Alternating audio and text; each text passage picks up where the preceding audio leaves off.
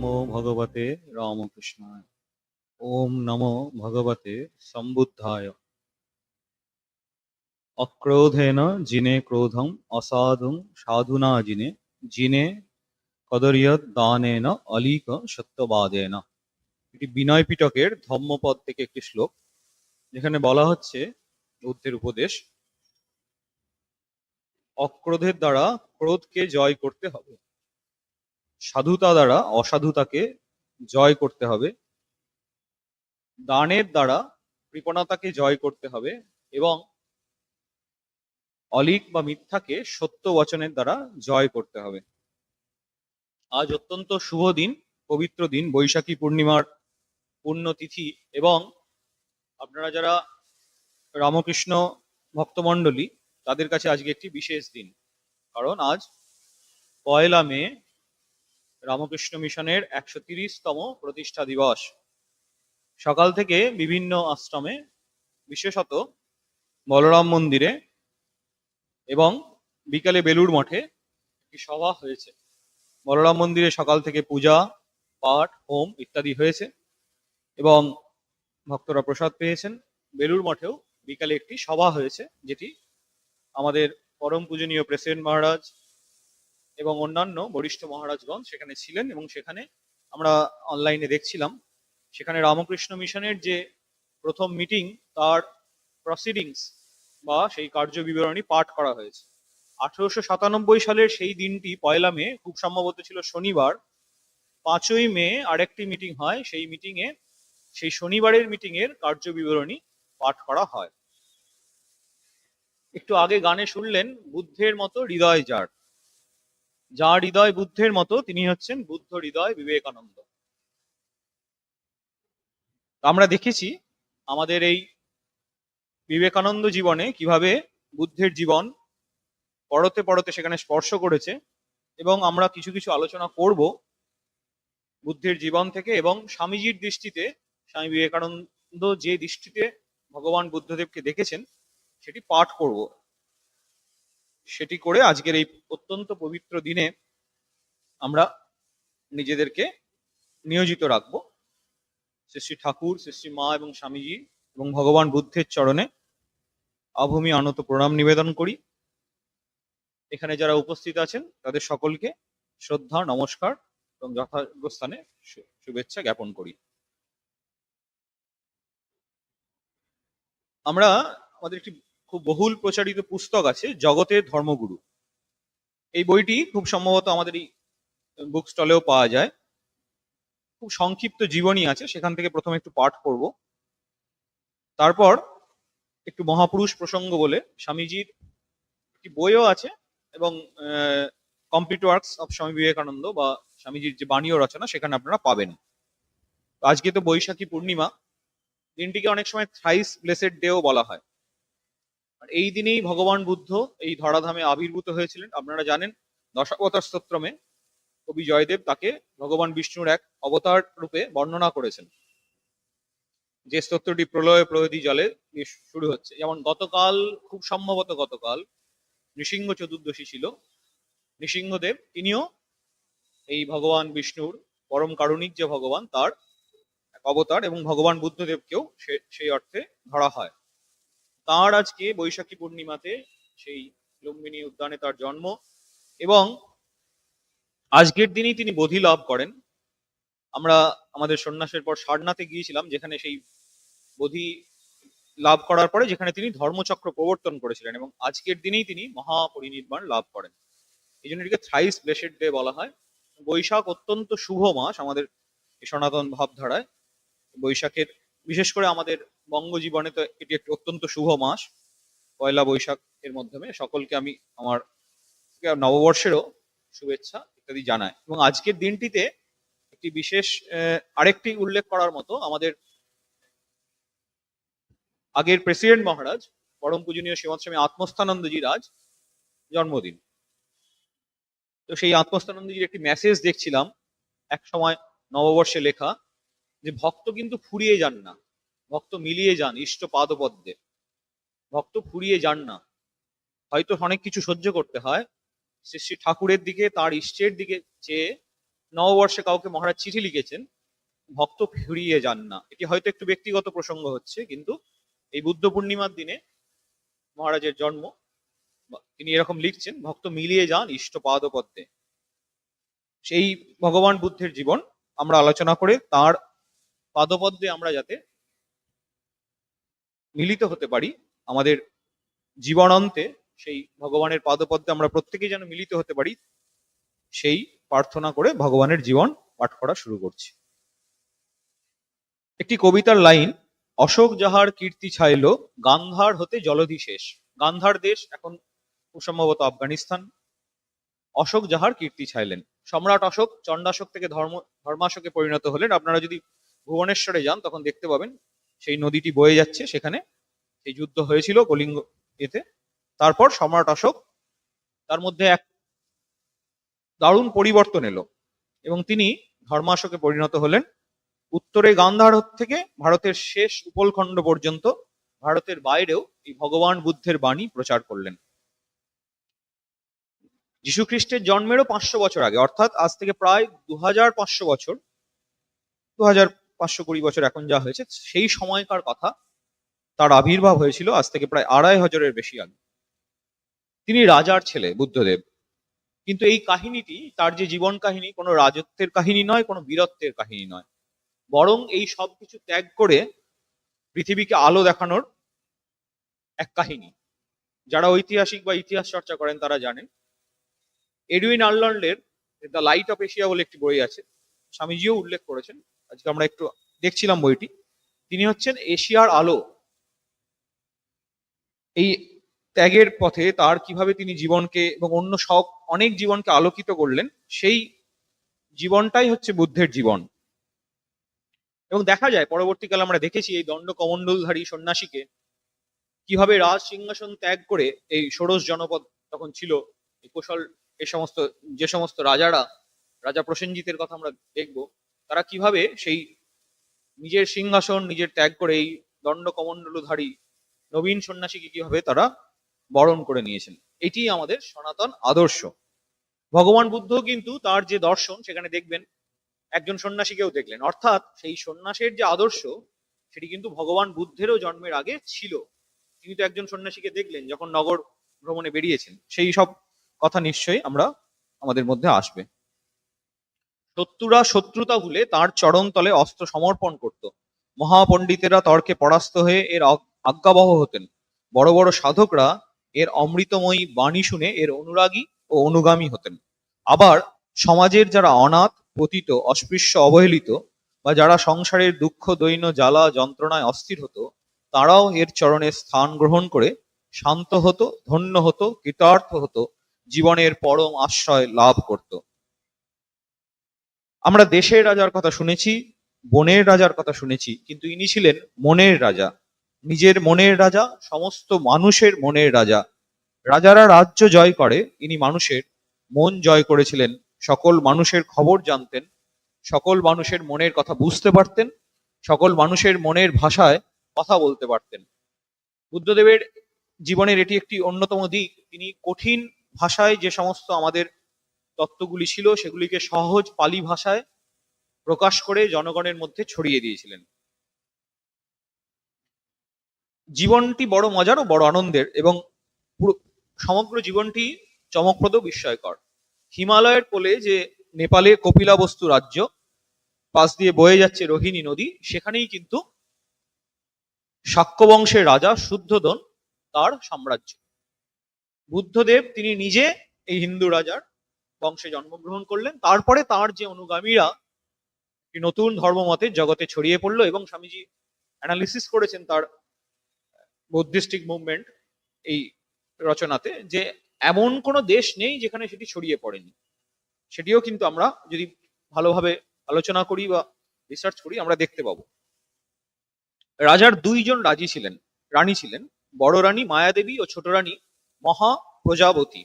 একদিন মায়াদেবী স্বপ্ন দেখলেন, আকাশ থেকে নেমে আসছে সাদা ফুটফুটে ছোট্ট একটি হাতি, তার সুরে একটি ফুটন্ত পদ্ম। পদ্ম হচ্ছে আমাদের একটি শুভ এবং পবিত্রতার প্রতীক, আমরা পূজার সময় ব্যবহার করি। এটি যদি কোনো স্বপ্নে কখনো এই সমস্ত দেখা যায়, এগুলি হচ্ছে শুভ লক্ষণ। এই হাতিটি রানীর শরীরে মিলিয়ে গেল। রানী জেগে উঠলেন। স্বপ্নের কথা শুনে রাজা দৈবজ্ঞদের ডাকলেন। দৈবজ্ঞরা জানালেন এক মহাপুরুষ শাক্য বংশে জন্ম নেবেন। আপনারা মিলিয়ে দেখতে পারেন, আমাদের ঠাকুরের জন্মের সময়, মায়ের জন্মের সময় এই একই ঘটনা, একই ধরনের ঘটনার পুনরাবৃত্তি ঘটছে। অবতাররা যখন আসেন তখন তাদের বাবা মা এমন এক স্তরে উন্নীত হন, সেই পিতামাতা, সেই দুর্লভ যারা, তাদের জীবন আমাদের সকলের প্রণম্য। এই রাজা শুদ্ধোধন ও মায়াবতী, তারা কিন্তু এই বিরল দর্শনের অধিকারী বা অধিকারিণী হয়েছিলেন। এর কিছুদিন পরে বৈশাখী পূর্ণিমার দিন, আজকের এই পুণ্য তিথিতে, রানী কপিলাবস্তু থেকে কিছু দূরে দেবদহে তার বাপের বাড়ি যাচ্ছিলেন, একেবারে মায়ের জন্মকথার মতো। অবতার বা যারা আসেন ভগবান ভগবতী তাদের মতো। পথে লুম্বিনী বাগান। রানী এই লতায় কুঞ্জে ভরা ফুলে ফুলময় বাগানে বিশ্রাম করতে নামলেন। আকাশে পূর্ণিমার চাঁদ। একটি ছোট্ট কবিতা লিখেছেন নবীনচন্দ্র সেন। আনন্দে মূর্ছিতা দেবী পড়িতে ধরিলা করে, এক শাল শাখা সুশোভন প্রসূত হইল পুত্র, ত্রিদীপ লতায় যেন ফুটিল প্রসূন মনোরম। এরপর নামকরণ করা হলো। ত্রিকালজ্ঞ ঋষি অসিত দেখতে এলেন রাজকুমারকে। রাজা শুদ্ধোধন তাকে পাদ্য অর্ঘ্য দিয়ে বন্দনা করলেন। ঋষি দেখলেন শিশুকে, দেখে অশ্রু বিগলিত হয়ে শিশুকেই প্রণাম করলেন। দেখবেন খ্রিস্টের জন্মের সময়ও এই অনেকে এসছিলেন, যারা দেখতে এসছিলেন শিশুটিকে, এই নক্ষত্র দেখে দেখে। এই ধরনের ঘটনা কিন্তু অবতারের জন্মের সময় আমরা এই দেখি। অশ্রুত অপূর্ব ঘটনা শোনা যায়। সবাই বিস্মিত হলেন। ঋষি অসিত বললেন, এই শিশু সাধারণ নন, পৃথিবীর মানুষকে মুক্তিপথের সন্ধান দেবেন। আর ঋষি শুদ্ধোধনকে বললেন, সিদ্ধতব মনোরথ, সিদ্ধ মনোরথ মানবের এতদিন, ভক্তিপূর্ণ মন রাখিও সিদ্ধার্থ নাম, পিতা শুদ্ধোধন। সিদ্ধার্থ নাম রাখা হইল। থাকে গৃহাশ্রমে, হবে নিপতি ধরার, হইবে সন্ন্যাস আশ্রমে বুদ্ধ অবতার। শিশুর জন্মের 7 দিন পরেই তার মা শরীর ত্যাগ করলেন। বিমাতা মহাপ্রজাপতি গৌতমী মাতৃস্নেহে শিশুকে লালন পালন করতে লাগলেন। পরবর্তীকালে আমরা দেখব তার নাম হয়েছিল গৌতম, গৌতমীর পুত্র গৌতম। সেই সময় ওখানকার নামকরা পণ্ডিত ছিলেন বিশ্বামিত্র। শিশুর শিক্ষা জীবন শুরু হলো। দেবদত্ত, আনন্দ, নন্দ প্রভৃতি অন্যান্য রাজকুমারদের সঙ্গে গৌতমের পড়া শুরু হলো। বালক সিদ্ধার্থের প্রখর বুদ্ধি, আশ্চর্য স্মৃতিশক্তি দেখে গুরু অবাক হলেন। ললিত বিস্তারে কথিত আছে, সিদ্ধার্থ 64 প্রকার লিপি ও নানা প্রকার বিদ্যা শিক্ষা লাভ করেন। নানা বিদ্যার মধ্যে নিগম, পুরাণ, ইতিহাস, অর্থবিদ্যা প্রভৃতি, শাস্ত্রের মধ্যে জ্যোতিষ, সাংখ্য, বেদ, অক্ষক্রীড়া প্রভৃতি। তাছাড়া নৃত্য, বাদ্য, বীণা প্রভৃতি এবং লোকচরিত্র প্রভৃতিও শিক্ষা করেন। তিনি ক্ষত্রিয়, রাজার ছেলে, অতএব ক্ষত্রিয়রা যা করেন সেই ক্ষাত্র ধর্ম বিদ্যা তাকে শিখতে হয়েছে, মৃগয়াতেও যেতে হয়েছে। কিন্তু দেখা যাচ্ছে মৃগয়াকালে অন্য রাজকুমারদের সাথে মৃগয়ার পিছনে ধাবন করে যখন পশু ধরতে যাবে তারা, সেই সময় তিনি অশ্ববল্গা হালকা করে দিতেন। আবার কোনো পশুকে তীর নিক্ষেপ করতে যাবেন, সেই সময় ধনুর যে জ্যা সেটাকে আলগা করে দিতেন। এতে অন্যান্য কুমারেরা ক্ষুণ্ণ হতেন। মৃগয়ায় পূর্ণ সামর্থ্য সত্ত্বেও পশু বধ করতে কুমার চাইতেন না। দেখা যেত কোনো পশু পক্ষী তীরবিদ্ধ হয়ে পড়ে গেলে কুমার তার শুশ্রূষা করে ছেড়ে দিতেন। একদিন দেখা গেল সিদ্ধার্থ বাগানে বসে আছেন একলাটি। এমন সময় নীল আকাশের গায়ে একদল হাঁস সারি বেঁধে উড়ে যাচ্ছে। কি তাদের আনন্দ! হঠাৎ কারুর হাতের তীরে বিদ্ধ হয়ে যন্ত্রণায় অধীর হয়ে তারা ছেঁড়া ফুলের মালার মতো একটি হাঁস সিদ্ধার্থের কোলে এসে পড়ল। সিদ্ধার্থ হাঁসটিকে বুকে তুলে নিলেন। এই করুণা প্রথম কুমার বুঝতে পারলেন। এ বলা হয় বুদ্ধের মতো করুণা। এই করুণা, তার বিশ্বব্যাপী করুণার যে পূর্ণ প্রসবন, সেটি তার মধ্যে থেকে প্রস্ফুটিত হতে থাকলো। করুণার অশ্রু জলে তিনি তার চোখ ধুয়ে যেতে থাকলো। কুমার সেই তাকে বুকে নিয়ে জননীর মতো তার মুখে পানে চেয়ে রইলেন। কুমার নীরবে ঘরে ফিরলেন, কিন্তু তার মনের মধ্যে কিন্তু একটা পরিবর্তন এই সমস্ত মৃগয়া, এই ধরনের এই ঘটনা আস্তে আস্তে আসতে শুরু করলো। হলকর্ষণ যখন হচ্ছে, হলকর্ষণ হচ্ছে সাক্ষ্যরাজের একটা পুরনো উৎসব। সেই সময়কার এই এটা একটা খুব রিসেম্বল, যে দেখবেন ওই নেপালের কাছেই যখন আমাদের আমরা দেখেছি রাজা জনক সেই হলকর্ষণ করতে গিয়েই মা সীতাকে পেয়েছেন। এই হলকর্ষণ সেই সময় রাজাদের একটি সেই রাজ্যের উৎসব আর কি। এই রোহিণী নদীর তীরে কর্ষণ ক্ষেত্র হয়েছে, স্বর্ণ হল, স্বর্ণ শৃঙ্গ, বলিবর্দ এগুলো সব এসেছেন, পুরো লক্ষ্মীরা এসেছেন। এটি অত্যন্ত পবিত্র মাঙ্গলিক অনুষ্ঠান। গ্রামের কৃষকরা এসেছেন, রাজা স্বয়ং হলকর্ষণ করবেন, বাদ্য শঙ্খ এ সমস্ত বাজছে, হলকর্ষণ শুরু হলো। সিদ্ধার্থ দেখলেন হলকর্ষণ করলে তো অনেক পোকামাকড় তারা মারা যাবে, সেগুলো সিদ্ধার্থ দেখলেন পাখিরা উড়ে এসে সেই নিষ্প্রাণ কীটকে দংশন করছেন, খাচ্ছেন মনের আনন্দে। আবার ব্যাঙ বেরিয়ে এসে সেই পতঙ্গকে খাচ্ছে, যেমন একটা খাদ্য চক্র, ফুড সাইকেল যেটা আমরা বলি। বিবর থেকে বেরিয়ে এসে সাপ সেই ব্যাঙদের খাচ্ছে। জীব জীবকে বিনাশ করছে। জীবনের কি ব্যর্থ প্রয়াস, এই বিরাগ বৈরাগ্যের এক একটি ঘটনা কিভাবে তার জীবনে ব্যর্থ প্রয়াসের কথা, অর্থাৎ স্থূল জীবনের ব্যর্থ প্রয়াসকে তাকে দেখাচ্ছে। গৌতম উৎসব ক্ষেত্র থেকে দূরে সরে এলেন। একটি জাম গাছ ছিল, সেখানে স্থির হয়ে বসে ভাবতে লাগলেন জীবের কথা। ভাবতে ভাবতে সংজ্ঞাহীন হয়ে গেলেন। আমরা দেখেছি যে কোনো মহাপুরুষদের জীবনে বা অবতারদের জীবনে এইরকম কোন একটি প্রাকৃতিক ঘটনা থেকে তারা কিন্তু প্রথম এই সংজ্ঞাহীন অবস্থা। আমরা ঠাকুরের জীবনেও দেখেছি, কামার পুকুরের আলে এই মেঘ, জল ভরা মেঘ, এইরকম সময় বর্ষাকালে সাদা বক উড়ে যাচ্ছে, যেমন বললো বকের মালার মতো। ঠাকুর দেখে সংজ্ঞাহীন হয়ে পড়লেন। এই প্রকৃতির অপূর্ব শোভা, অপূর্ব বা অশ্রিত কিছু যখন আমরা দেখি, তখন আমাদের মন অন্য রাজ্যে চলে যায়। আমরা মায়ের জীবনেও দেখেছি, পূর্ণিমার চাঁদ দেখে যোগানন্দজির বর্ণনাতে আছে, দক্ষিণেশ্বরে মা একেবারে সমাধিস্থ। এগুলি কিন্তু আমরা আবার যখন নরেন্দ্রনাথ যখন রায়পুরে যাচ্ছেন প্রথম, সেই রায়পুরে পাহাড়, দুটো পাহাড় যে যেখানে মিলেছে, সেই অপূর্ব সৌন্দর্য দেখে তিনি কিন্তু সেই সময় সমাধিস্থ হয়েছিলেন, এরকম বর্ণনা স্বামীজির জীবনে আছে। সংজ্ঞাহীন হলেন, জগতের পারে কোন সুদূরে তার মন চলে গেল। রাজা উৎসব শেষে কুমারের অনুসন্ধান করতে লাগলেন।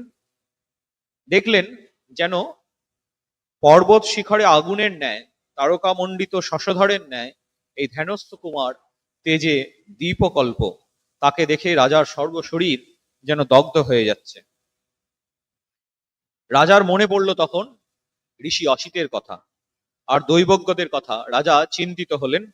রাজা দেখলেন কুমারের দীপ্ত বৈরাগ্যের মূর্তি। ভাবতে লাগলেন, এরপরে সব বাবাই যা ভাবেন, তারা কুমারকে বদ্ধ করতে চান সংসারে, সেরকম ভাবে তিনি ভাবলেন কিভাবে মায়ার নিগড় বন্ধনে বাঁধা যায়। রাজা কুমারের বিবাহের ব্যবস্থা করলেন। স্থির হলো দণ্ডপাণির কন্যা গোপার সঙ্গে পরিণয়ের কথা। কিন্তু প্রথা অনুযায়ী গোপার স্বয়ংবর সভার আয়োজন হলো। এই সভায় দিতে হলো সিদ্ধার্থকে শৌর্য বীর্যের পরিচয়। সিদ্ধার্থ মল্লক্রীড়া, ধনুর্বিদ্যা, অশ্বচালনা, রথচালনা, তরবারি চালনা, লক্ষ্যভেদ প্রভৃতি কলাবিদ্যাতে সমান সুদক্ষ ছিলেন। 7 দিন ধরে এই সমস্ত প্রতিযোগিতা চলল। সকল বিষয়েই শ্রেষ্ঠ হলেন সিদ্ধার্থ। সাক্ষ্য দণ্ডপাণি হৃষ্টচিত্তে কন্যা সমর্পণ করলেন। রাজা শুদ্ধোদনের আনন্দের সীমা নেই। পুত্রকে সুখী ও সংসারী করার জন্য পৃথিবীতে যা কিছু রমণীয়, পঞ্চ ইন্দ্রিয়ের কাছে যা কিছু নয়ন আনন্দকর, সবই তিনি বিতরিত করলেন কুমারের চারিদিকে। কিন্তু এই আকণ্ঠ ভোগের মধ্যেও কিন্তু কুমারের তৃপ্তি ছিল না। অন্তরের বৈরাগ্য কুমারকে উদাস করত। এরকম ভাবে ধীরে ধীরে 10টি বছর কেটে গেল। সিদ্ধার্থের একটি সন্তানও জন্ম নিল, যার নাম রাহুল। শুদ্ধোদন অত্যন্ত প্রীত হলেন, কারণ এই নবজাত শিশুই স্বর্ণ শৃঙ্খল। আমরা দেখেছি দশরথের জীবনে কিভাবে তিনি আত্মজ। তো আমাদের সন্তানরা হন যারা তাদের পিতামাতার কাছে, তারা আত্মজ, নিজের আত্মাই তার সন্তান। দশরথ একেবারে তার সেই রামচন্দ্র যখন চলে যাচ্ছেন, সেই শোকে দশরথের একেবারে হাড়গুলি যেন বিদীর্ণ হয়ে গেছিল, প্রত্যেকটি সত্তা। এইভাবে সিদ্ধার্থ যখন সন্তান জন্ম দিলেন রাহুল, শুদ্ধোদন অত্যন্ত নিশ্চিত হলেন, যাকে ছিন্ন করে, এই স্বর্ণ শৃঙ্খল ছিন্ন করে কুমার আর বোধহয় সংসার ত্যাগ করতে পারবেন না। বর্ণনা দিচ্ছেন, শৃঙ্খলিত বন্য হাতির চিত্ত যেমন অরণ্যের দিকে ধাবিত হয়, কুমারও সেই রকম মায়ার পাশ কাটাতে চাইলেন। কুমার এইবারে তিনি রাজার কাছে এই বিখ্যাত যে সিদ্ধার্থের রাজ্য বিহার, সেই রাজ্য বিহারের আজ্ঞা চাইলেন। রাজা নিশ্চিন্ত হলেন, অনুমতি দিলেন। রাজকুমার অশ্ববাহিত রথে বের হলেন নগর ভ্রমণে। এই দৃশ্যগুলো কিন্তু আমরা বর্ণনা করব, এবং অত্যন্ত গুরুত্বপূর্ণ এবং মনে রাখার মতো, কিভাবে এই দৃশ্যগুলো, প্রত্যেকটি দৃশ্যপট কিভাবে মনোজগতে পরিবর্তন নিয়ে আসছে। রাজা কি করেছেন, যাতে সিদ্ধার্থের চোখে কোনো কিছু মানে খারাপ জিনিস না পড়ে, সেই জন্য একদম সব সাজিয়ে গুছিয়ে রেখেছেন, যাতে একটু তাকে যেন কোনো রকম ভাবে কোনো কিছুই, কোনো দৃশ্যই যেন তাকে বৈরাগী না করে। কিন্তু বিধির বাঁধন কে কাটবে, মানে যা লেখা আছে সেটাই হবে। নগরবাসীদের নির্দেশ, এমন কিছু দৃশ্য যেন না চোখে পড়ে কুমারের সংসার বিতৃষ্ণা আসে। রাজার চেষ্টা আপাতত সফলই হলো। নগর ভ্রমণ করতে করতে গৌতমের মনে হলো জীবনের শ্রম, দারিদ্র্য এবং ক্ষুধা আছে, তবুও জীবন মধুর। কিন্তু এরপরে মানুষের চিরন্তন ত্রিবিধ দুঃখ, জরা, রোগ ও মৃত্যুর রূপ ধরে কুমারের সামনে উপস্থিত হলো। রাজার সমস্ত চেষ্টা ব্যর্থ হলো।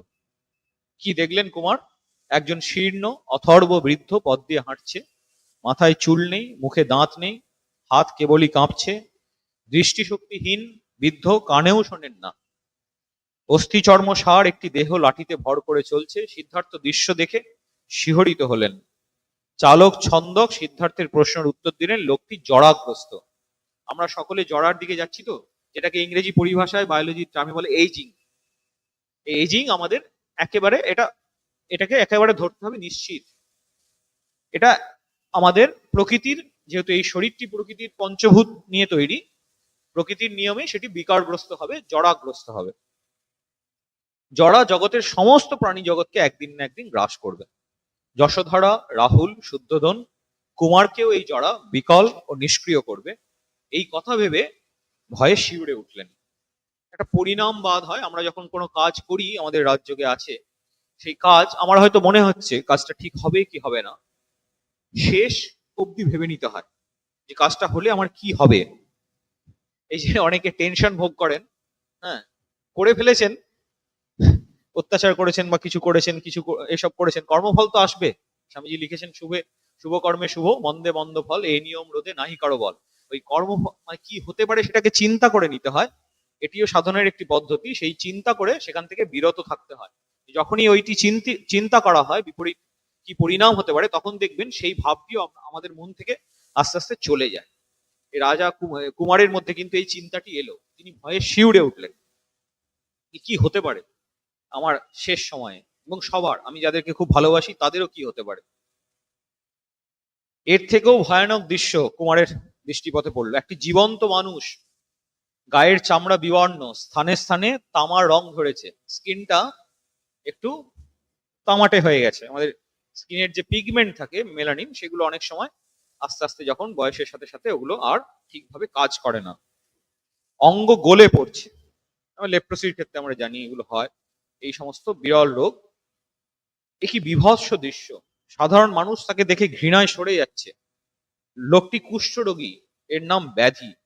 কুমার করুণায় আর্দ্র হয়ে ছন্দককে প্রশ্ন করলেন, ছন্দক উত্তর দিলেন, সুন্দর সুপুষ্ট যে শরীর আমাদের, সেখানে কিন্তু ব্যাধি আসবে আস্তে আস্তে, সময়ের সাথে সাথে, কালের সাথে সাথে সেই কাল ব্যাধি রূপে সেই শরীরকে গ্রাস করবে, জরা রূপে গ্রাস করবে, ব্যাধি রূপে গ্রাস করবে।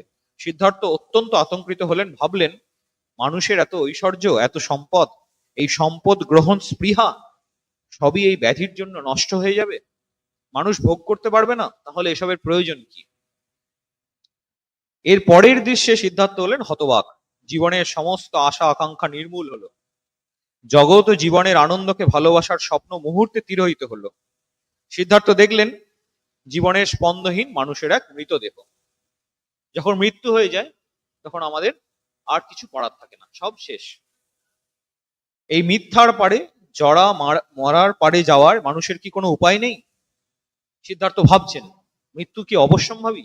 এই মৃত্যুকে মানুষ জয় করবে কি করে? এটি একটা খুব প্রাচীন প্রশ্ন, আমাদের শাস্ত্রে আছে। অমৃতত্ব লাভ কি করে হবে? এই নচিকেতা, কঠোপনিষদের বালক নচিকেতা, যখন তার বাবা তাকে বললেন, তোমাকে যমকে দিলাম, আমরা অনেক সময় বলি যা যমের কাছে যা, নচিকেতার এতটাই আত্মশ্রদ্ধা ছিল, তিনি নচিকেতা বললেন, আচ্ছা তাহলে যমের কাছেও বোধহয় আমার কিছু দরকার আছে, আমাকে দিয়ে কোনো কাজে লাগবে। নচিকেতার বাবা তো বিশ্বজিৎ যজ্ঞ করছিলেন, সমস্ত দান করে পৃথিবীর সমস্ত কিছু লাভ করা যায় এবং পৃথিবীর শ্রেষ্ঠ সম্পত্তি দিতে হয়। নচিকেতার বাবা যখন শীর্ণ জীর্ণ গরুগুলিকে দান করছিলেন, যেগুলি শেষবারের মতো দুগ্ধ দান করেছে, শেষবারের মতো জলপান করেছে, তখন নচিকেতার মনে খুব প্রশ্ন জেগেছিল, আত্মশ্রদ্ধা জেগেছিল, বাবা এটা ঠিক করছেন না। এইরকম ভাবে তিনি নিজেকে নিজে ঠকাচ্ছেন। তখন নচিকেতা বাবাকে গিয়ে জিজ্ঞাসা করলেন, আমাকে কাকে দেবেন? তখন নচিকেতা কে তার বাবা বললেন, যেন এরকম আমরা বলি না, ডিস্টার্ব করিস না, যা, জমকে দিলাম, সরে যা, এরকম বলে দিই অনেক সময়। নচিকেতা কিন্তু সেই বাবার বাক্যেও, পিতৃবাক্যেও আত্মশ্রদ্ধা এতটাই, সেই পিতৃবাক্যেও এতটা শ্রদ্ধা, নচিকেতা গেলেন যমরাজের কাছে।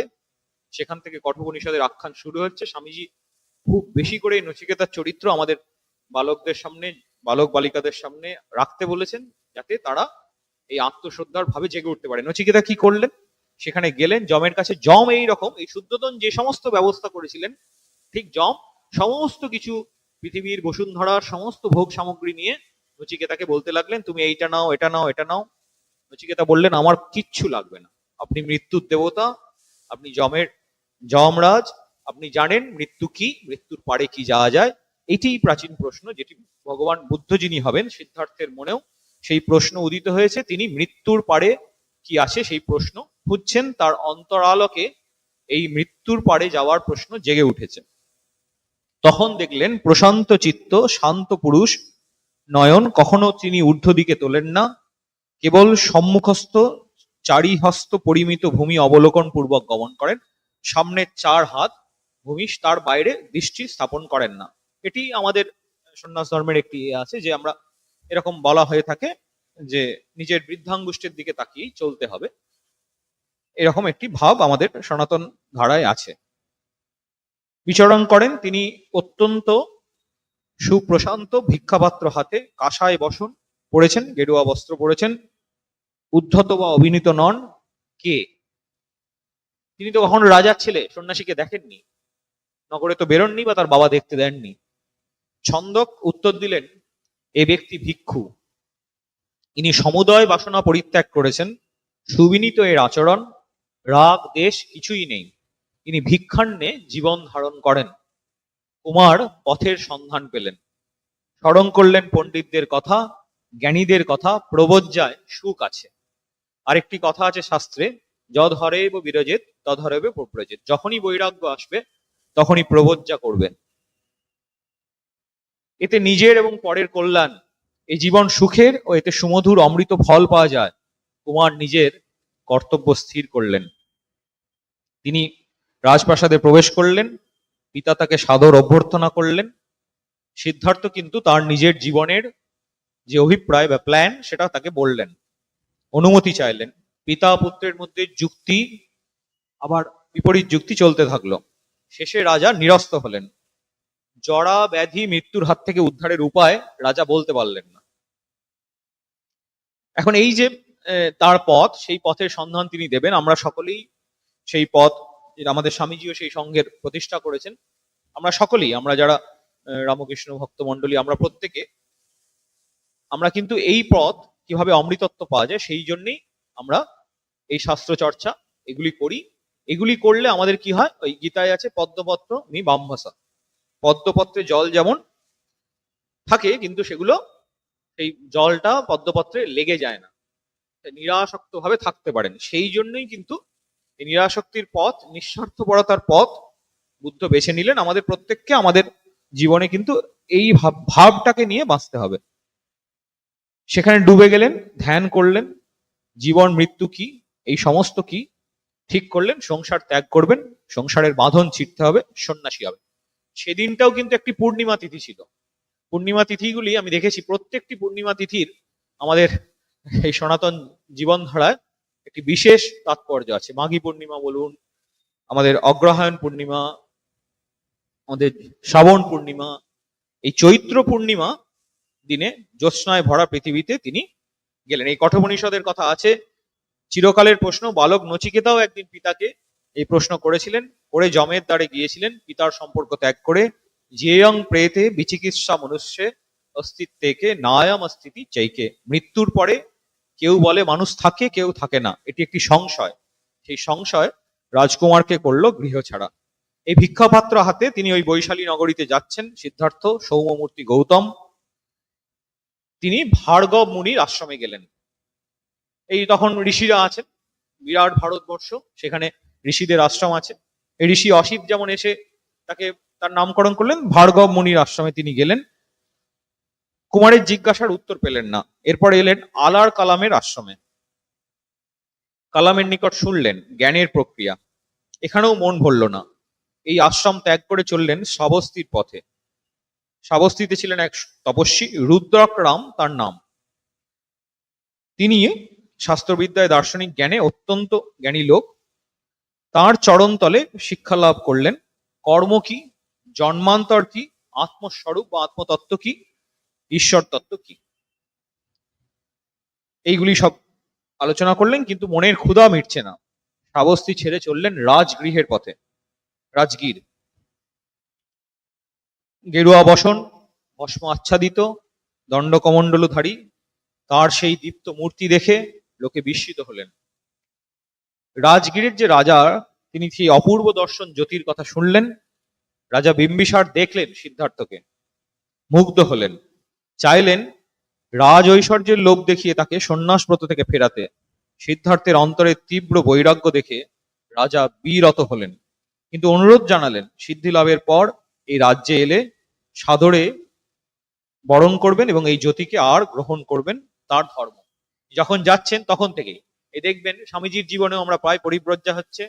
কত রাজার কাছে স্বামীজি গেছেন, তারা সবাই স্বামীজিকে তৈরি করে দিচ্ছেন, রসদ যোগাচ্ছেন। আবার যখন return to India, lectures from Colombo to আলমোড়াতে, আবার তারা বরণ করছেন। এই এক জীবন করছে। এবং স্বামীজি নরেন্দ্রনাথ যখন এই আমাদের উত্তর কলকাতার স্বামীজির বাড়িতে নরেন্দ্রনাথ একদিন ঘরে বসে আছেন, দেখলেন দেওয়াল থেকে একটি মূর্তি বেরিয়ে এলো, এসে সৌম্য মূর্তি, শান্ত মূর্তি তার দিকে চেয়ে আছে। স্বামীজি বালক নরেন্দ্রনাথ ছুটে ঘর থেকে বেরিয়ে গেলেন। পরে স্বামীজি বলেছিলেন, আমি বুঝতে পারিনি ভগবান বুদ্ধদেব আমাকে দর্শন দিয়ে আমাকে কিছু বলতে এসেছিলেন, তার কিছু মেসেজ ছিল আমার জন্য। হ্যাঁ, এটা স্বামীজি নিজে বলেছেন, স্বামীজির জীবনীতেও এটি আছে। জীবন শুরু হলো। সঙ্গে আছেন রুদ্রকের 5 জন শিষ্য, যারা এই কুমার জ্যোতিকে গুরুপদে বরণ করেছেন। স্বামীজির জীবনে স্বামী সদানন্দজি, হাতড়া স্টেশনের যিনি স্টেশন মাস্টার, তিনি প্রথম স্বামীজিকে গুরুপদে বরণ করেছিলেন। স্বামীজি কি মহান গুরু বিশ্বাচার্য, তিনি সেই শিষ্যের জুতো যখন ওই পাহাড়ি রাস্তায় তার যেত, সেটাকে মাথায় করে নিয়ে গেছেন। কুমার সন্ন্যাসী ধীরে ধীরে পৌঁছালেন বর্তমানে বোধগয়ার নিকট উরুবিল্ল নামক গ্রামে। পাশেই নৈরঞ্জনা নদী। সিদ্ধার্থের সুদীর্ঘ তপস্যা শুরু হলো। না খেয়ে, কখনো এক মুষ্টি তন্ডুল খেয়ে কঠোর তপস্যায় কুমারের শরীর ধ্বংস হলো। 6 বৎসর কঠোর তপস্যাতেও বোধিলাভ হলো না, বরং শরীর ক্লান্তিতে ভেঙে পড়ল। এবার যোগাসন ত্যাগ করে নৈরঞ্জনায় স্নান সেরে বসেছেন। এমন সময় এক শ্রেষ্ঠী কন্যা সুজাতা এই যোগীকে বনদেবতা জ্ঞানে পরমান্ন বা পায়েস নিবেদন করলেন। গৌতম এই দান গ্রহণ করে শরীরে বল পেলেন এবং সিদ্ধির জন্য শপথ নিলেন। বিখ্যাত সেই শপথ, আমি এই আসনেই শরীর ত্যাগ করব যতক্ষণ না বোধি লাভ করি। ইহাসনে শুষ্যতু মে শরীরং তকস্তি মাংসং প্রলয়ঞ্চ জাতু অপ্রাপ্য বোধিং বহুকল্প দুর্লভাং নৈবাসনা কায়ামতশ্চলিষ্যতে। এই আসনে আমার শরীর শুকিয়ে যাক, চামড়া, মাংস, হাড় লুপ্ত হয়ে যাক, তবু বহু জন্ম দুর্লভ বোধি লাভ না করে এই আসন থেকে আমি কিছুতেই উঠব না। ধ্যানে বসলেন মহাযোগী। ধ্যান ভঙ্গ করার জন্য মার এলো, যা মানুষের সংকল্পের বিঘ্ন আনে। বৈরাগ্যের অগ্নিশিখায় পুড়ে ছাই হয়ে গেল মারের সমস্ত বল বিক্রম, পরাজিত হলো মার। সিদ্ধার্থ আবার স্থির হয়ে বসলেন। অন্তরের সমস্ত সংশয় অন্ধকার দূর হলো। জ্ঞানে প্রজ্ঞায় জ্যোতিতে হৃদয় ভরে গেল। মার পরাজিত, চিত্ত স্থির অবিচল, যেন সিদ্ধ নিরমল দর্পণ উজ্জ্বল। উদ্ভাসিত চিত্ত জ্ঞান প্রদীপ্ত শিখায়, রবি করে দীপ্ত স্বচ্ছ দর্পণের প্রায়। গৌতম বোধি লাভ করলেন, সিদ্ধি লাভ করলেন সিদ্ধার্থ। তার সম্মুখে জন্ম, জরা, ব্যাধি, মৃত্যু রহস্যদ্বার উদ্ঘাটিত হলো। সিদ্ধার্থ উপলব্ধি করলেন দুঃখের কারণ কি, দুঃখের হাত থেকে উদ্ধারের উপায় কি। সেই দিনও ছিল বৈশাখী পূর্ণিমার রাত। সিদ্ধার্থ হলেন বুদ্ধ। মানুষের দুঃখে কাতর হয়ে গৌতম ভোগ বিলাস পরিত্যাগ করলেন। এই পূর্ণিমার রাতগুলিতে অত্যন্ত পবিত্র কিছু তিথি আছে। সেগুলিতে পূর্ণিমা অমাবস্যা, পূর্ণিমাতে দোল পূর্ণিমার দিন যেমন ভগবান শ্রীকৃষ্ণ চৈতন্যের জন্মদিন, সাধকরা বা যারা ঈশ্বর অনুশীলন করেন তারা এই পূর্ণিমার দিনগুলিতে বিশেষ তিথিতে উপবাস ইত্যাদি কিছু কিছু তপস্যা তারা করেন। পূর্ণিমার রাতগুলিতে এই ঈশ্বর চিন্তায় তারা যাপন করেন। এটি আমাদের সনাতন একটি ধারা। মানুষের দুঃখ নিবারণের পথ তিনি খুঁজে পেলেন। আমাদের উপনিষদের ঋষিরা বলেছেন, তমেব বিদিত্বা অতিমৃত্যু মেতি নান্য পন্থা বিদ্যাতে অয়নায়। তাকে জানলেই, তমেব বিদিত্বা অতিমৃত্যু মেতি, এই মৃত্যুর পারে যাওয়া যায়, এর অন্য কোনো পন্থা নেই। রবীন্দ্রনাথ সেই করেছেন, তাহারে জানিয়া জীব মরণ এরা নিস্তার লাভেরও আর নাহিরে উপায়। সিদ্ধার্থ সেই পথের সন্ধান পেলেন। যাদের একদিন গুরু বলে বরণ করেছিলেন তারা কিন্তু কেউ আজ বেঁচে নেই। স্মরণ হলো তার 5 জন শিষ্যের কথা। তিনি জানলেন তারা আছেন বারাণসীর কাছে মৃগদাবে, যেটি আজকে সারনাথ। এবং সেই সারনাথে আপনারা, আমার রামকৃষ্ণ ভক্তদের এটি জানা দরকার, সারনাথে যে মিউজিয়াম আছে সেই মিউজিয়ামের একদম শেষ প্রান্তে দেখবেন একটি বুদ্ধ মূর্তি আছে। পরম পূজনীয় শ্রীমৎ স্বামী বিজ্ঞানানন্দজি মহারাজ, তিনি তো ইঞ্জিনিয়ার ছিলেন, ওখানে বারাণসীতে ছিলেন, এই সমস্ত করতেন। বিজ্ঞানানন্দজি মহারাজের এক অলৌকিক দর্শন হয়েছিল। ভগবান সেই মূর্তিটিকে তিনি জীবন্ত দর্শন করেছিলেন, এক জ্যোতির মতো দর্শন হয়েছিল তার। শাক্যমুনি গৌতম সেদিকে গেলেন। 5 জন শিষ্য কৌন্ডন্য, বাপা, ভদ্রিয়, মহানাম ও অশ্বজিৎ দূর থেকে দেখতে পেলেন বুদ্ধদেবকে। জ্যোতির্ময় শরীর, সমস্ত দেহ থেকে যেন আভা ফুটে বেরুচ্ছে, দুর্লভ জ্ঞানের আভা। তারা বরণ করলেন গুরুকে, শুনলেন অপূর্ব অনুভূতির কথা। শিষ্যরা জানলো জীব জগতের কথা, শুনলো 4টি আর্য সত্যের কথা, মধ্যপন্থা বা মজ্জিমের কথা শুনলো, মধ্যপন্থা অবলম্বন করার কথা। আমাদের শাস্ত্রেও বলা হয়েছে সর্বম অত্যন্তম গৌরিতম, অষ্টাঙ্গিক মার্গ, নির্বাণ প্রভৃতির কথা। শিষ্যরা গ্রহণ করলো এই নতুন ধর্ম, উচ্চারণ করলো ধর্মং শরণং গচ্ছামি, গ্রহণ করলো বুদ্ধদেবকে নতুন ভাবে, তাই উচ্চারণ করলো বুদ্ধং শরণং গচ্ছামি, সংঘং শরণং গচ্ছামি। জগতের ইতিহাসে এইভাবে সন্ন্যাস সংঘ স্থাপন এই প্রথম। আর আজকের এই দিনে বুদ্ধ হৃদয় বিবেকানন্দ তিনিও নবীন সন্ন্যাসী সংঘ প্রতিষ্ঠা করলেন। এবং এই সংঘং শরণং গচ্ছামি, আমাদের গানে বলা হয় সংঘ মূরতি শ্রীরামকৃষ্ণ। এই নতুন ধর্মের কথা বলেছেন না, স্বামীজিও চিঠিতে লিখেছেন, এবারে নতুন ধর্ম, নতুন বেদ, নতুন ঠাকুর। তার কাছে, তার সেই বিরাট করুণার কাছে সমস্ত ধর্মের সমস্ত মানুষ যারা যে অবস্থায় আছেন তাদের অবারিত দ্বার।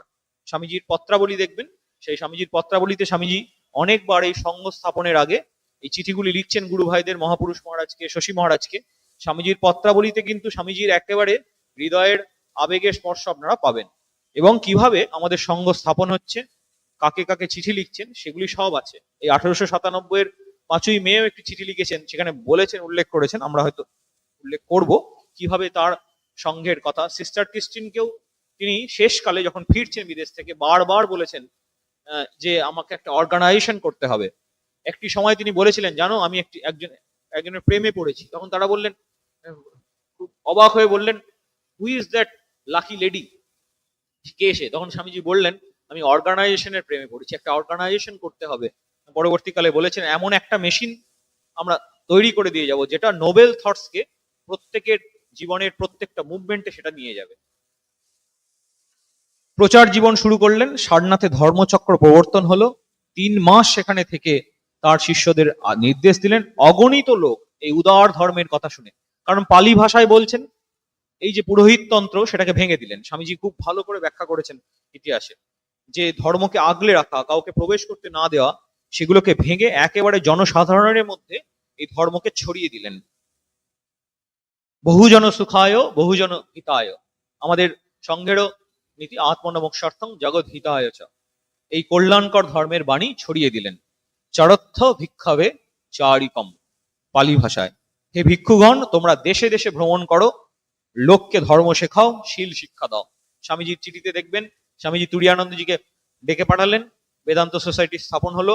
নিউ ইয়র্কে ত্রিগুণাতীতানন্দজি মহারাজ গেলেন, মহাপুরুষ মহারাজকে পাঠালেন। মহাপুরুষ মহারাজ শ্রীলঙ্কাতেও গিয়েছিলেন, শ্রীলঙ্কাতে তো বৌদ্ধ ধর্মের বিরাট প্রসার।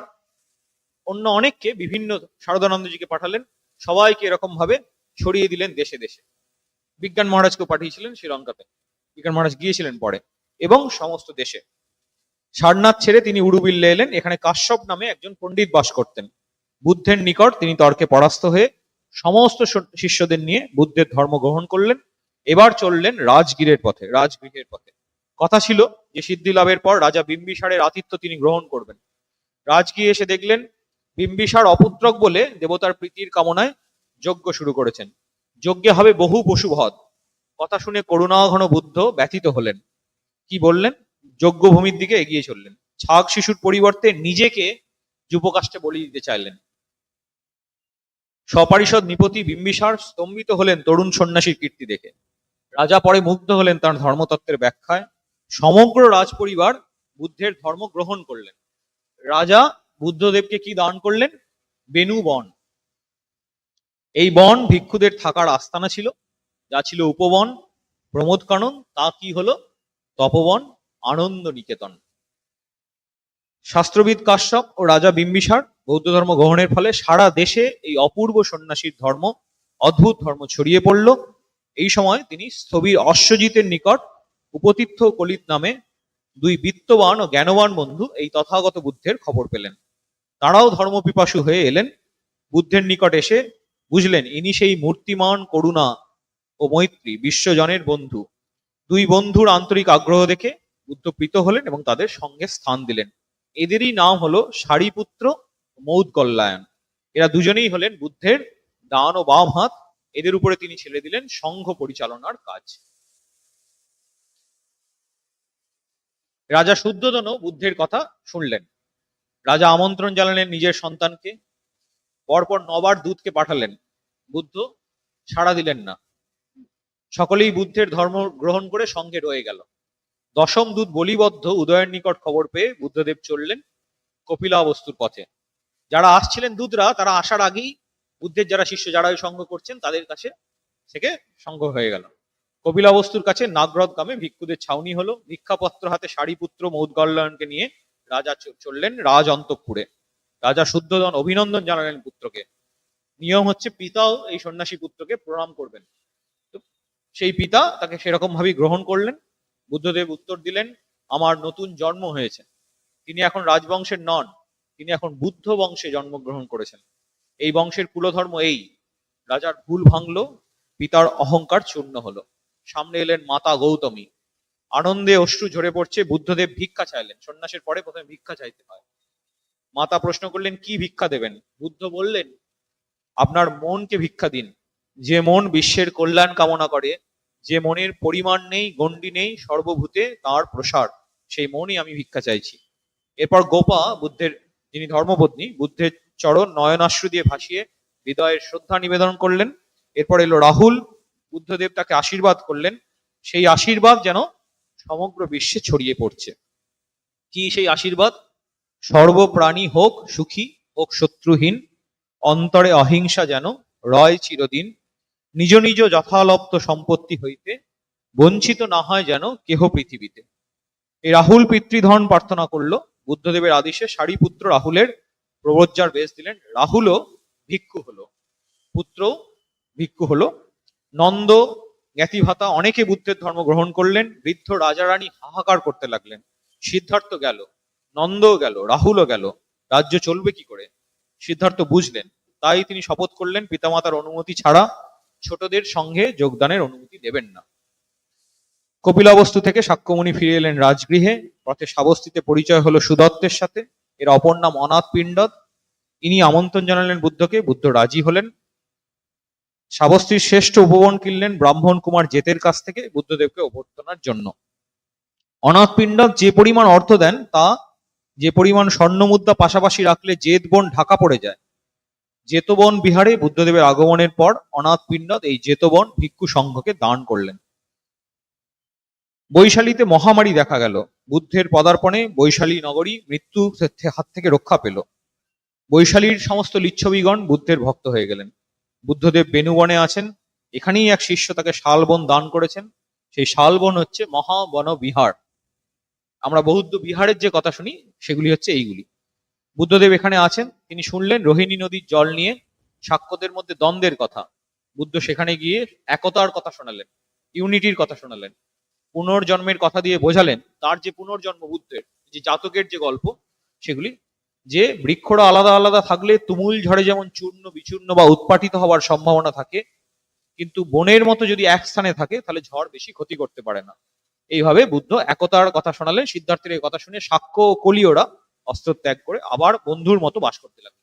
বুদ্ধ যেখানেই যাচ্ছেন এই অহিংসার কথা প্রচার করছেন। পিতা শুদ্ধোদন কঠিন পীড়ায় অন্তিম শয্যায়, এই কথা বুদ্ধের কানে গেল। বুদ্ধ পিতার কানে শোনালেন নির্বাণ তত্ত্ব। পিতা দেহত্যাগ করলেন। মাতা মহাগৌতমীও চাইলেন সঙ্গে যোগদান করতে। অনিচ্ছা সত্ত্বেও আনন্দের অনুরোধে মহাগৌতমী সঙ্গে যোগ দিলেন। এই বুদ্ধের সঙ্গে যেমন বিত্তবান সমাজের প্রতিষ্ঠাবান নরনারীরাও স্থান পেয়েছেন, সমাজের ঘৃণিত নিপীড়িত পদমর্যাদাহীন নরনারীরাও তার অপার করুণা পেয়ে ধন্য হয়েছেন। সুদাম মালি বুদ্ধের চরণে অসময়ের পদ্মফুল নিবেদন করে বুদ্ধের আশীর্বাদ পেয়েছিলেন। নর্তকী আম্রপালি তিনিও বুদ্ধের আশীর্বাদ পেয়েছেন। বৈশালী লিচ্ছবিদের দেশ, তারাও বুদ্ধের আশীর্বাদ পেয়েছেন। এগুলি আমরা সব জানি। এই আম্রপালির বাড়িতে যখন তিনি গেলেন, বুদ্ধদেব নিমন্ত্রণ গ্রহণ করলেন। বুদ্ধের সেই দয়া দেখে আম্রপালি ভক্তিতে লুটিয়ে পড়লেন। হৃদয়ের ভক্তি ফুটে উঠল চোখে মুখে, বুদ্ধের কৃপা ভিক্ষা করলো। তখন বুদ্ধ বললেন, সর্বপাপ কর্ম হতে হইও বিরত, কুশল কর্মের সদা করো আচরণ, চিত্ত তব পরিশুদ্ধ করিও নিয়ত, জানিও বুদ্ধের হয় এ অনুশাসন। অবশেষে আম্রপালি সেই বিরাট আমবাগানটি সংঘকে দান করলেন। কোশল রাজ্য, এই যে ষোড়শ জনপদ, এই কোশল রাজ্যের রাজা ছিলেন রাজা প্রসেনজিৎ। প্রসেনজিৎ তার রাজ্যের একজন দস্যু অঙ্গুলিমাল, যিনি ওই সবার আঙুল কেটে নিত, তাকে কিছুতেই প্রতীকের সর্বস্ব লুট করে নিত, কিছুতেই তাকে আর বশে আনতে পারছেন না। ভীষণ বনের মধ্যে দিয়ে যেতে হতো, সেই বনেই অঙ্গুলিমাল থাকেন। বুদ্ধদেব কিন্তু শিষ্যদের অনুরোধ উপেক্ষা করে সেই বনের ভিতর দিয়েই চলতে লাগলেন। এই অঙ্গুলিমালও তার গলায় রক্তাক্ত আঙ্গুলের মালা বুদ্ধদেবকে দেখেই একেবারে চেঞ্জ হয়ে গেল, পরিণত হলো। রাজা প্রসেনজিৎ স্তম্ভিত হলেন, কি করেছেন? বুদ্ধ বললেন অঙ্গুলিমালের মৃত্যু হয়েছে, তার নবজন্ম হয়েছে। প্রসেনজিৎ স্তম্ভিত হলেন, তার মুখ দিয়ে কথা বেরোলো না, অবাক হয়ে গেলেন। বুদ্ধের উপদেশ দেওয়ার পদ্ধতিও ছিল অপূর্ব। কাউকে শিষ্য করার আগে শিষ্য কিরকম উপযুক্ত সে কথা বলতেন। এক শ্রেণীর শিষ্য আছে যারা অধমুখ কুম্ভ, অর্থাৎ উপুর করা কুম্ভ। কলসি উপুর করে জলে ছেড়ে দিলে কলসিটি জলের মধ্যে থাকে, কিন্তু কলসির ভিতরে জল ঢোকে না। ঠিক তেমনি এই ধরনের শিষ্যেরা সারা জীবন গুরুর উপদেশ শুনেও কিছুই করতে পারে না। আর এক শ্রেণীর শিষ্য আছে যারা উৎসঙ্গ বদর, অর্থাৎ বদর মানে কুল বা ছড়িয়ে পড়া কুল, আঁচল ভরে কুল নিয়েও যদি কেউ এগুলি না বেঁধে ওঠে তবে কুলগুলি ছড়িয়ে পড়ে। তেমনি অপর এক শ্রেণীর শিষ্য আছে যারা ঊর্ধ্বমুখ কুম্ভ, যাদের এই ধরনের কলসির সঙ্গে তুলনা দেওয়া চলে। এই কলসিকে জলে ডুবিয়ে দিলে সহজেই জল কানায় কানায় ভরে ওঠে। তেমনি এই শ্রেণীর শিষ্যরাও গুরুর উপদেশ অন্তরের সঙ্গে গ্রহণ করে। এইভাবে গল্প বলে বুদ্ধদেব জিজ্ঞাসা করতেন, শিষ্যরা কোন শ্রেণীর ধরনের শিষ্য হতে চান? যেমন ঠাকুরও গল্প করেছেন না, সেই চাষার গল্প। কোন ধরনের চাষা হতে চাও? যে চাষা একবারে সমস্ত কাজটা সম্পন্ন করলো, তার চাষার বউ এসছে, না আমি যাব না, তুই চলে যা, এই যে যা করবো একেবারে এই অদম্য ইচ্ছা শক্তি, আমি করবো, এরকম করে সেই বস্তু লাভ করলেন। এইভাবে গল্পের মাধ্যমে শেখাতেন। এরপরে আমরা দেখব বুদ্ধের জীবন, বিরাট জীবন। তার কিশা গৌতমীর কাছে গেলেন, সন্তানকে বুকে নিয়ে তিনি আছেন, শোকাকুল। বুদ্ধদেব বোঝানোর চেষ্টা করছেন নশ্বর জীবজগতের নিয়ম। বললেন যে এক মুঠো সাদা সর্ষে কি আনতে পারো? গৌতমীর আনন্দের সীমা নেই, যেখান থেকে খুশি নিয়ে আনলেই হবে। গৌতমী দেখলেন যে না, সেখানে কোনো জায়গা থেকেই আর পাওয়া যায় না। বুদ্ধ তাকে আশীর্বাদ করলেন, মৃত্যু যখন আসে পুত্র পিতা মাতা কেহ করে না কো ত্রাণ, জ্ঞাতিরাও নাহি করে কোনো বাধা দান, শুদ্ধ চিত্ত জ্ঞানীগণ এই তত্ত্ব বুঝে, নির্বাণের পথখানি শুধু লয় খুঁজে। কিশা গৌতমীও ভিক্ষুণী হলেন।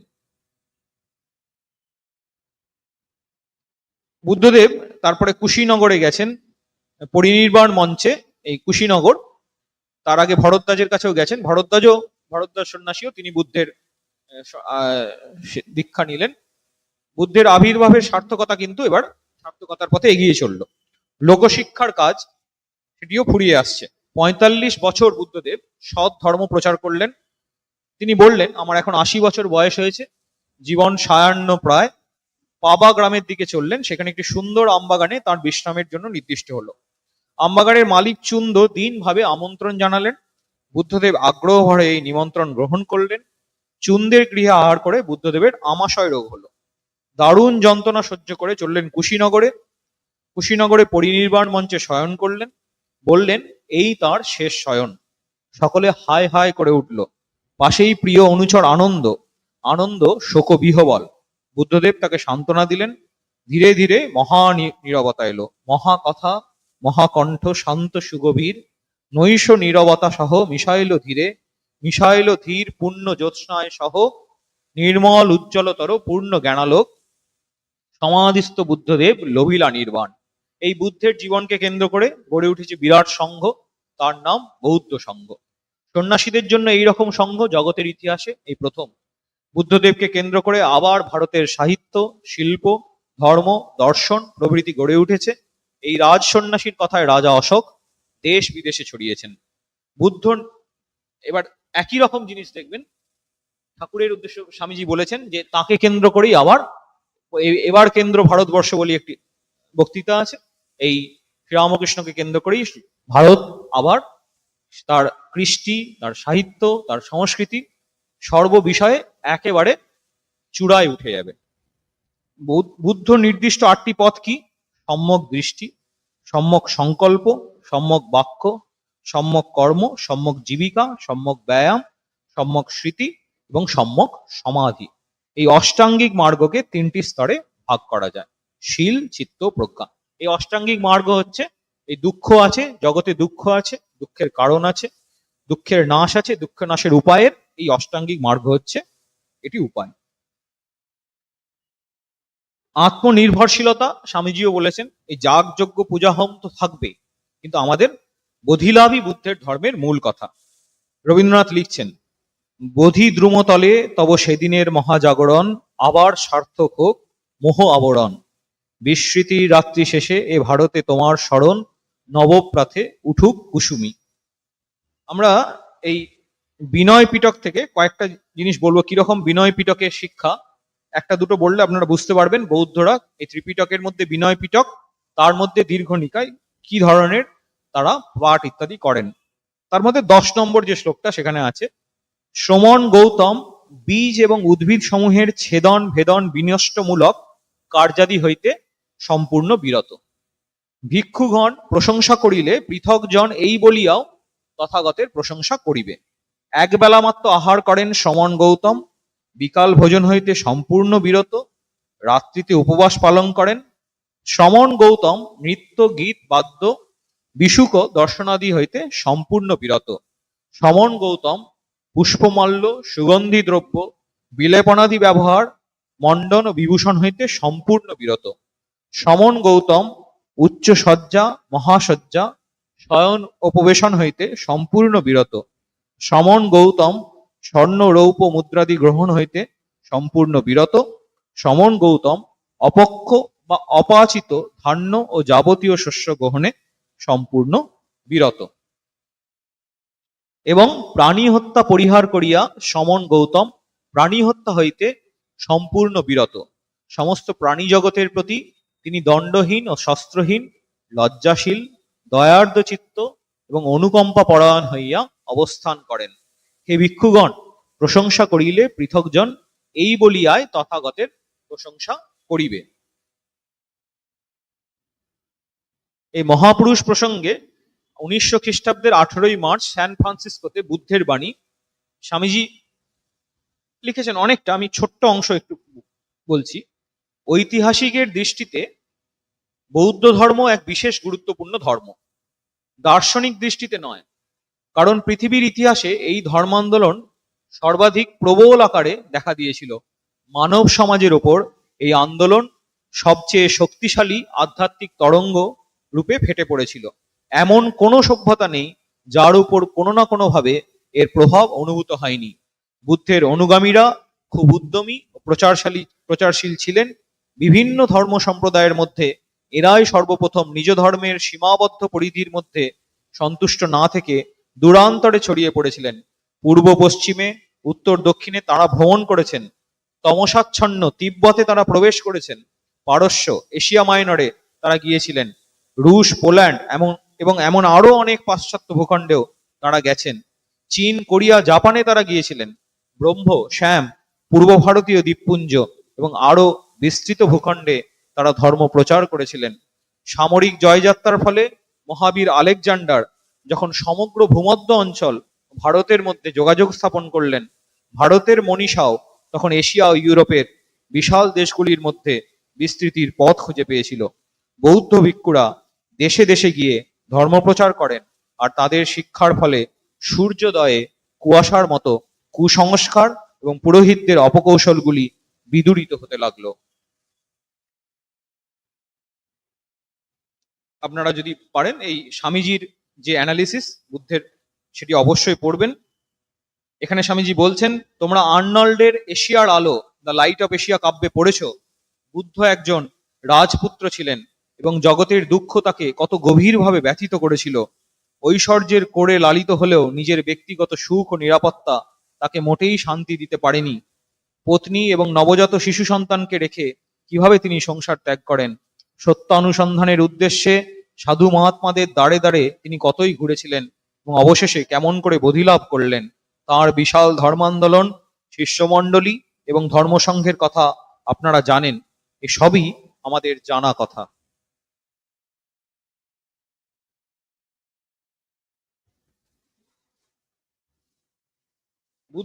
বুদ্ধ বলেছেন, এসব আচার অনুষ্ঠান যেগুলো আমরা করি সেগুলো ভুল। জগতে আদর্শ মাত্র একটি, যা সব মোহকে বিনষ্ট করো। সত্য তাই শুধু থাকবে। মেঘ সরে গেলেই সূর্যালোক ফুটে উঠবে। অহংয়ের বিনাশ কিভাবে হবে? সম্পূর্ণ নিঃস্বার্থ হও। একটি সামান্য পিপীলিকার জন্য প্রাণ দিতে প্রস্তুত থাকো। কোনো কুসংস্কারের বশবর্তী হয়ে কর্ম করবে না। কোনো ভগবানকে খুশি করবার জন্যও নয়, বা কোনো পুরস্কারের লোভেও নয়। কারণ শুধু অহংকে বিনাশ করে তুমি নিজের নির্বাণ চাইছো। পূজা, উপাসনা এসব নিতান্ত অর্থহীন। তোমরা সবাই বলো ভগবানকে ধন্যবাদ, কিন্তু কোথায় তিনি কেউই জানো না, অথচ ভগবান ভগবান করে সবাই মেতে উঠেছ। এ স্বামীজি বললেন যে সম্পূর্ণ নিঃস্বার্থ হও। এই আরেকটি জায়গায় স্বামীজি বলেছেন, আনসেলফিশনেস ইজ গড। আমরা এই পরম পূজনীয় স্বামী প্রভানন্দজি রামকৃষ্ণ মঠের আদি কথা, এখান থেকে একটি ছোট্ট অংশ পড়ব। স্বামীজি পরিকল্পনা করেছেন। একদিকে স্বামীজির পরিকল্পনাকে রূপদান করবার জন্য দেশ বিদেশের অনেকে এগিয়ে এসেছিলেন, অপরদিকে গতানুগতিক পরম্পরাগত চিন্তার টান, উদারতা ও দূরদর্শিতার অভাব ইত্যাদি ত্যাগী ও গৃহী রামকৃষ্ণ অনুরাগীদের একাংশের মনে দ্বিধা ও সন্দেহের জাল ছড়িয়ে দিয়েছিল। তাদের মনে যা ফুটে উঠেছে, কেউ তা দ্বিধাগ্রস্ত চিত্তে, কেউ বা নিঃসংকোচে স্বামীজিকে জানিয়েছেন। যেমন কথামৃত প্রণীত সীম একদিন স্বামীজিকে প্রশ্ন করলেন, দেখো তুমি যে দয়া, পরোপকার, এগুলি সবই বুদ্ধের কথা, বুদ্ধের জীবনের কথা। দেখো তুমি যে দয়া, পরোপকার বা জীবসেবার কথা বলো, সে তো মায়ার রাজ্যের কথা। যখন বেদান্ত মতে মানবের চরম লক্ষ্য মুক্তিলাভ, সমুদয় মায়ার বন্ধন কাটানো, তখন ওসব মায়ার ব্যাপারে লিপ্ত হয়ে লোককে ওই বিষয়ের উপদেশ দিয়ে ফল কি? স্বামীজি চটপট উত্তর দিলেন, মুক্তিটাও কি মায়ার অন্তর্গত নয়? আত্মা তো নিত্য মুক্ত, তার আবার মুক্তির জন্য চেষ্টা কি? 1 মে 1897 তারিখে রামকৃষ্ণ প্রচার সমিতি প্রতিষ্ঠার জন্য অনুষ্ঠিত সভার শেষে স্বামী যোগানন্দ স্বামীজির নিকট অনুযোগ করলেন, তোমার এসব বিদেশি ভাবে কাজ করা হচ্ছে, ঠাকুরের উপদেশ কি এরকম ছিল? প্রত্যুত্তরে স্বামীজি আবেগমথিত কণ্ঠে বলতে লাগলেন, তুই কি করে জানলি এসব ঠাকুরের ভাব নয়? অনন্ত ভাবময় ঠাকুরকে তোরা তোদের গণ্ডিতে বুঝি বদ্ধ করে রাখতে চাস? আমি এই গণ্ডি ভেঙে তার ভাব পৃথিবীময় ছড়িয়ে দিয়ে যাব। প্রভুর দয়ার নিদর্শন ভূয় ভূয় এ জীবনে পেয়েছি। তিনি পেছনে দাঁড়িয়ে এসব কাজ করিয়ে নিচ্ছেন। এবার এদেশে কিছু কাজ করে যাব। তোরা সন্দেহ ছেড়ে আমার কাজে সাহায্য কর, দেখবি তাঁর ইচ্ছায় সব পূর্ণ হয়ে যাবে। কথা প্রসঙ্গে তিনি আরো বললেন, তিনি ইচ্ছা করে এবার আমার ভিতর দিয়ে আমাকে যন্ত্র করে এরূপ করাচ্ছেন, তা আমি কি করব বল? এই সময় গিরিশচন্দ্র ঘোষ স্বামীজিকে বলছেন, আমি দেখছি প্রভুর শক্তি তোমায় দিয়ে কাজ করিয়ে নিচ্ছে, সাদা চোখে দেখছি। কথা প্রসঙ্গে স্বামী অদ্ভুতানন্দ স্বামীজিকে বললেন, ভাই এত ঝঞ্ঝাট কেন আনছো? এতে যে ধ্যান ধারণা সব গুলিয়ে যাবে। স্বামীজি এই কথা শুনে স্বামীজি খুব আঘাত পেলেন। তার মুখ লাল হয়ে উঠল, স্বর রুদ্ধ প্রায় হলো। হৃদয়ের ভাব উচ্ছ্বসিত ভাষায় উন্মোচিত করতে চাইলেন। শরীর মুহুর্মুহু কাঁপতে লাগলো। তিনি কি করলেন? নিজের ঘরে গিয়ে যোগাসনে বসে পড়লেন। দরবিগলিত ধারায় অশ্রু ঝরতে লাগলো। সবাই গুরুভাইগণ আতঙ্কিত হলেন। ঘণ্টাখানেক পরে স্বামীজির ভাব প্রশমিত হলো। চোখ মুখ ধুয়ে গুরুভাইদের কাছে এসে বসলেন। সে সময় তিনি কথা প্রসঙ্গে বলেছিলেন, ও এখনো আমার অনেক কাজ বাকি রয়েছে। আমি শ্রীরামকৃষ্ণের দাসানুদাস। তিনি আমার ঘাড়ে যে কাজ চাপিয়ে গেলেন, যতদিন না সে কাজ শেষ হয় ততদিন আমার বিশ্রাম নেই। স্বামীজির এই কথা দিয়ে আজকের এই পাঠ শেষ করছি। আমরা সকলে যেন স্বামীজির এই কাজে নিজেদেরকে নিয়োজিত করে আমাদের জীবন সার্থক করতে পারি। শ্রীরামকৃষ্ণ চরণে, ভগবান বুদ্ধের চরণে এই প্রার্থনা করি। জয়তু শ্রীরামকৃষ্ণ। ওম নমো ভগবতে সম্বুদ্ধায় নমো নমঃ।